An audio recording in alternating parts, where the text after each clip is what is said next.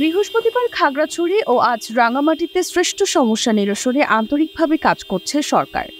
18 September এক ব্যক্তিকে পিটুনি ও পরবর্তী সময়ে তার মৃত্যুর ঘটনাকে কেন্দ্র করে চলমান হামলা, আক্রমণ ও প্রাণহানির ঘটনায় সরকার গভীরভাবে দুঃখিত এবং ব্যথিত।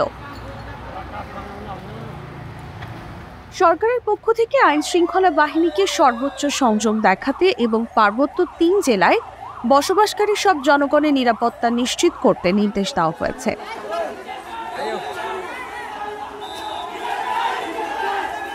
সেখানে শান্তি ও সম্প্রীতি নিশ্চিত করতে সরকার বদ্ধপরিকর।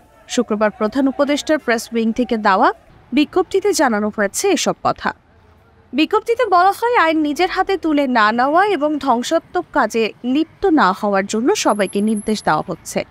আইন নিজের হাতে তুলে নেওয়া এবং যে কোনো সম্পত্তি ধ্বংস করা দণ্ডনীয় ও বর্হিত অপরাধ।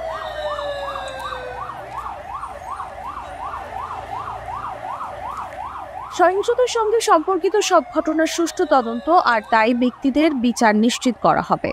এ লক্ষ্যে একটি শক্তিশালী তদন্ত কমিটি শীঘ্রই গঠন করা হবে। আহতদের সুচিকিৎসা নিশ্চিত করতে সংশ্লিষ্টদের নির্দেশ দেওয়া হয়েছে।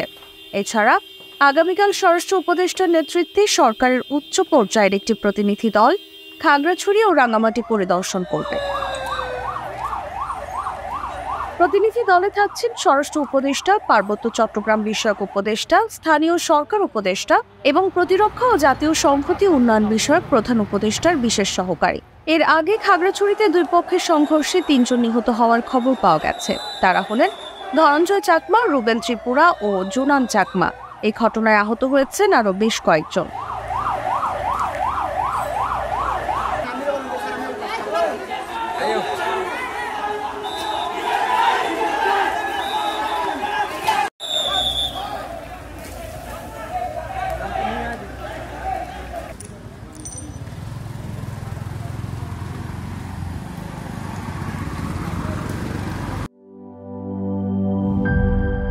দেখো, ক্লিক সিলিং ফ্যান, বিভিন্ন মডেলের কত ডিজাইন।